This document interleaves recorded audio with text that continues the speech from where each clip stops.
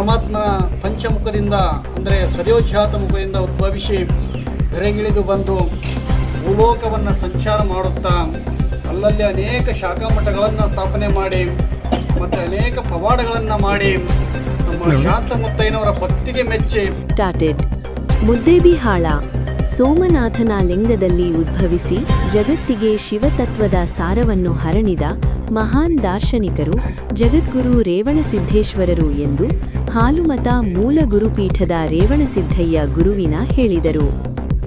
ಸರೂರ ಗ್ರಾಮದ ಏಳುಗುಡಿಯಲ್ಲಿ ಹಾಲುಮತ ಯುವ ಬಳಗದ ವತಿಯಿಂದ ಹಾಲುಮತ ಕುರುಬ ಧರ್ಮ ಸಂಸ್ಥಾಪಕ ಜಗದ್ಗುರು ರೇವಣಸಿದ್ದೇಶ್ವರರ ಜಯಂತಿ ಕಾರ್ಯಕ್ರಮವನ್ನು ಭಕ್ತಿಭಾವದಿಂದ ಆಚರಿಸಲಾಯಿತು.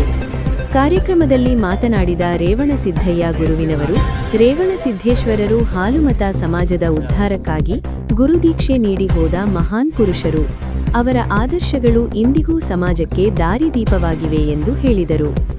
ಮುಖ್ಯ ಅತಿಥಿಯಾಗಿ ಭಾಗವಹಿಸಿದ ವೇದಮೂರ್ತಿ ಸಹದೇವಯ್ಯ ಗುರುವಿನವರು ಸರೂರ ಗ್ರಾಮದ ಮೂಲ ಹೆಸರು ಕಲ್ಲಿಕೇರಿ ಎಂದು ತಿಳಿಸಿ, ರೇವಣಸಿದ್ದೇಶ್ವರರು ಲಿಂಗದೀಕ್ಷೆ ನೀಡುವ ಸಂದರ್ಭದಲ್ಲೇ ಗುರುಗಳ ಕೊರಳಿಗೆ ಕೈಲಾಸದಿಂದ ಕರಿಮಲ್ಲಿಗೆ ಸರ ಬಂದು ಬಿದ್ದ ಹಿನ್ನೆಲೆ ಸರೂರ ಎಂಬ ಹೆಸರು ರೂಢಿಯಾಯಿತು ಎಂದು ಐತಿಹಾಸಿಕ ಮಾಹಿತಿ ನೀಡಿದರು. ವೇದಮೂರ್ತಿ ಸಿದ್ದಯ್ಯ ಕಡಯ್ಯ ಗುರುವಿನವರು ಮಾತನಾಡಿ, ರೇವಣಸಿದ್ದೇಶ್ವರರು ದಕ್ಷಿಣ ಭಾರತದಲ್ಲಿ ಸುಮಾರು 330 ಶಾಖಾ ಮಠಗಳನ್ನು ಸ್ಥಾಪಿಸಿದ ಮಹಾನ್ ದಾರ್ಶನಿಕರು. ಸರೂರ ಗ್ರಾಮದ ಶಾಂತಯ್ಯ ಗುರುಗಳ ಭಕ್ತಿಗೆ ಮೆಚ್ಚಿ ಅವರಿಗೆ ಲಿಂಗದೀಕ್ಷೆ ನೀಡಿ ಸಮಾಜದ ಏಳಿಗೆಗೆ ಶ್ರಮಿಸಿದರು ಎಂದು ಹೇಳಿದರು.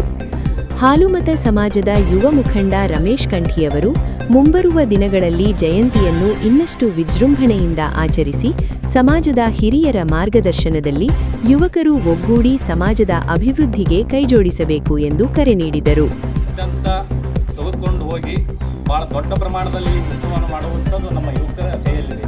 ಆ ನಿಟ್ಟಿನಲ್ಲಿ ನಾವೆಲ್ಲ ಯುವಕರು ಪೂಜ್ಯರ ಒಂದು ಸಲಹೆ ಸೂಚನೆ ಮಾರ್ಗದರ್ಶನದೊಂದಿಗೆ ಈ ವರ್ಷ ಒಂದು ಸಿಂಪಲ್ ಆಗಿ ಮಾಡಿದ್ದೀವಿ. ಮುಂದಿನ ವರ್ಷ ತಾಲೂಕಿನ ಎಲ್ಲ ಒಂದು ಯುವ ಶಕ್ತಿಗಳು ಕೂಡ್ಕೊಂಡು ಪ್ರತಿ ಹಳ್ಳಿಯೊಳಗೆ ಒಂದು ಜಾಗೃತಿ ಒಂದು ಮನೋಭಾವವನ್ನು ಮೂಡಿಸಿ ಮುದ್ದೇಬಿಹಾಳದಿಂದ ಒಂದು ಏನೇ ಅಣ್ಣಾರು ಈಗ ಅಂದರು ಮುದ್ದೇಬಿಹಾಳದಿಂದ ಮೆರವಣಿಗೆ ಮೂಲಕ ಬಂದು ಈ ಪೂಜ್ಯ ಒಂದು ಪುಣ್ಯಕ್ಷೇತ್ರದಲ್ಲಿ ಬಹಳ ಅದ್ದೂರಿಯಾಗಿ ಕಾರ್ಯಕ್ರಮವನ್ನು ನಾವು ಮುಂದಿನ ವರ್ಷ ಮಾಡೋಣ.